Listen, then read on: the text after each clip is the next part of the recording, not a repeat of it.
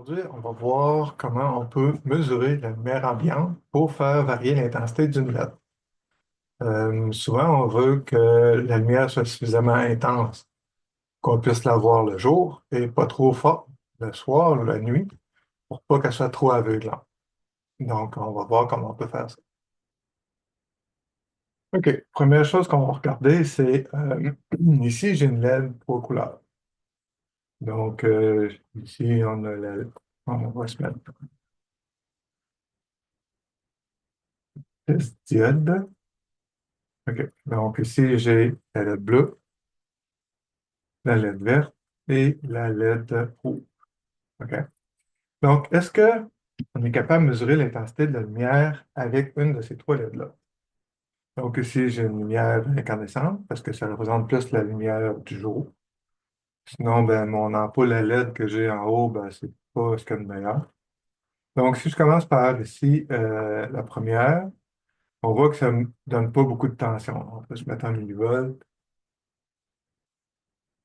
Donc, j'ai autour de 2 millivolts. Puis quand je le cache, ça descend à 0,8. Maintenant, la bleue, c'est 2,3 millivolts. Quand je cache la lumière, ça descend à 1. Ici, on regarde la rouge. Oh, on voit qu'on a 42, 43 millivolts. Et quand on cache la lumière, on voit que ça descend quand même beaucoup. Là, je la cache pas beaucoup, la lumière, mais on voit quand même une bonne différence. OK, donc je vous montre comment j'ai réalisé ce circuit-là. Donc, on peut voir ici le circuit fonctionnait.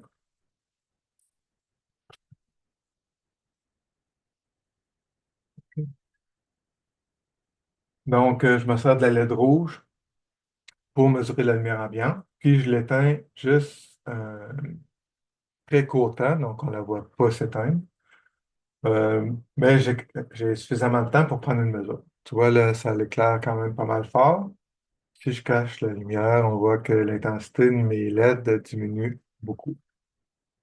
OK, donc je te montre exactement comment j'ai réalisé ça euh, à l'écran. OK, donc ici, j'ai mon petit circuit. Ici, j'ai mon oscilloscope que j'ai pour mesurer, pour voir qu'est-ce qui se passe, qu'est-ce qu'on fait en fait. Et ici, j'ai mon programme Arduino que on va faire le tour bientôt. Mais premièrement, regardons le circuit électrique. Donc, j'ai mes trois LED que je pilote avec mon Arduino, les 100 ohms ici. Donc, ici, sur la LED rouge, je vais aller prendre une mesure de tension. Donc, on va éteindre les LED. On va mettre la broche D3 faut plus que maintenant qu'elle pilote la LED. Donc, on va aller la mettre en input pendant le temps de prendre la mesure. Donc, on met la broche D3 en output quand on veut l'allumer. Et quand on veut prendre une lecture, on va aller mettre la broche D3 en entrée.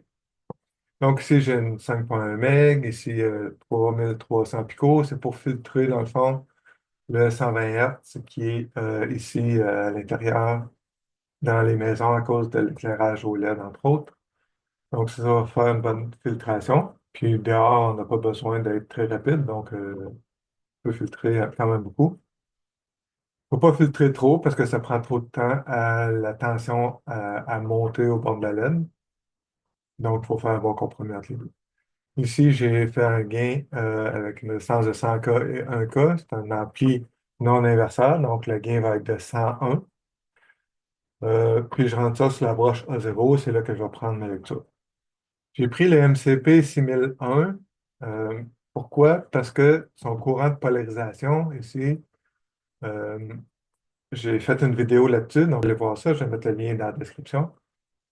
C'est très important ici que l'ampli, hop, qu'il n'y ait pas de courant de polarisation. Pourquoi? Parce que ça va faire en sorte de faire monter la tension aux bornes de mon circuit ici. OK? Donc, il faut que le courant de polarisation soit très, très faible. Ici, le 6001, la famille 6000, là, MCP 6000, les courants de polarisation sont de l'ordre de picoampères. Donc, c'est vraiment, vraiment très faible. Euh, Donc, ça fait pas mal le tour pour ça. Ici, qu'est-ce qu'on a dans notre programme? On définit les broches. Ensuite, j'ai défini ici des états. Donc, on va se faire une machine d'état pour réaliser ce projet-là. Donc, l'état actif, ça va être l'état light mesure. Donc, on va aller mesurer la lumière tout de suite, le premier état qu'on va faire. Ici, j'ai un délai pour chacune des lumières allumées. Puis ici, j'ai un délai pour ma mesure. Euh, donc, dans mon setup, tout est standard, il n'y a rien de particulier là.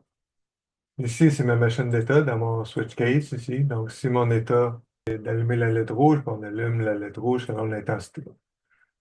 Ensuite, quand le délai est dépassé, on éteint la LED et on passe à l'état actif suivant.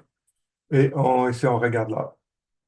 Donc, je viens de dire que ça sert à regarder l'heure pour voir si le délai après est dépassé. Donc, LED verte allumée, on allume la LED, on regarde le délai, on éteint la LED, on passe à la prochaine. Et la bleue, on allume la LED bleue, on éteint la LED bleue quand le délai est dépassé. Et on s'en va à l'état de mesure d'alerte. Ici, je me suis mis une sortie pour pouvoir triguer mon SISK. Donc ici, ce qu'on voit là, c'est j'ai mis en 1 quand on est dans l'état de mesure. OK? Puis ici, c'est ça qui est la petite passe, là, c'est qu'on met la broche de la lettre rouge en entrée. Comme ça, ben, on ne pilote pas la broche, puis on va être capable de prendre une mesure. Ici, on va attendre notre 30 millisecondes et on va aller lire la broche A0. Ici, j'imprime l'intensité, on le voit ici, là, j'ai 128. Et quand je cache la LED, tu vois, ça descend jusqu'à 2, 3, 4. Donc, ça descend vraiment beaucoup. OK? On décache la LED, ça monte à 120, 129. Donc, c'est ce qu'on mesure directement sur A0. Si c'est plus petit que 5, ben, on met l'intensité minimum. Si c'est plus grand que 255, ben, on ne peut pas allumer les LED plus que 255. C'est la valeur maximum qu'on peut mettre. Donc, ici, on imprime ce mouvement en série. Euh, Ensuite, on retourne à l'état rouge, allumé. La broche, euh, la, la pine rouge, on va la mettre en sortie. Donc, ça fait pas mal le tour. OK, ici, on voit le signal en jaune qui est notre signal de synchronisation. Donc, quand on commence à prendre notre lecture, on met la broche en 1, donc on peut synchroniser facilement sur la prise de mesure. Donc, après, tout de suite après, on va allumer la LED rouge selon l'intensité qu'on a mesurée ici. Donc, ici, on peut voir qu'on mesure environ 0,6, 0,7 volts. Euh, et quand je cache, on voit qu'on a presque zéro. Puis on voit ici que l'intensité, hein, le rapport cyclique, il diminue beaucoup, beaucoup. Donc, on voit que la LED, elle allume aussi très faible. Et on remet la lumière et on voit que le rapport cyclique ici augmente beaucoup et la mesure aussi augmente beaucoup. Donc, c'est directement en fonction de ce qu'on mesure ici sur le moteur série. Si tu as aimé la vidéo, j'espère que tu vas liker, t'abonner à ma chaîne et n'oublie pas de mettre la petite clochette pour avoir les notifications à toutes les fois qu'il sort une nouvelle vidéo. OK? Au revoir.